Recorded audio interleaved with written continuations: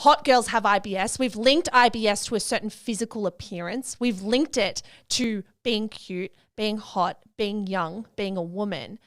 And I think that is all very, very interesting to me. I can't remember a time when I've seen a medical condition be linked to someone's appearance, be linked to someone's body. And I think as much as hot girls have IBS could destigmatize parts of this, and I want to make room for that because I don't deny some people have had this destigmatized, which has been really empowering.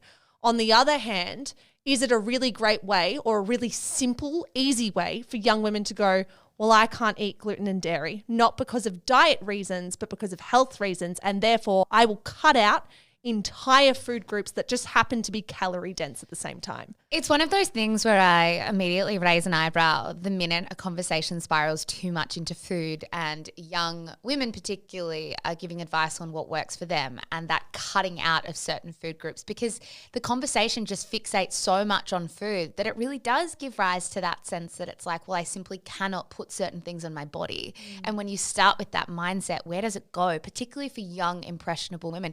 This is all over my TikTok. It's not on my Instagram. It's all over my TikTok. And I think that's a really important point because I do feel like the TikTok demo is much younger. Yeah. I want to read out as well a great passage from Natasha Boyd in this piece.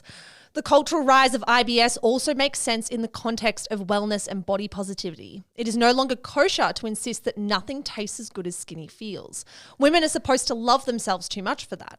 Instead, they have to declare that they shit their pants if they eat gluten or dairy. So the abstention from those foods is seen as an act of self-care and not disordered eating. Instead of choosing not to eat, people with IBS just can't.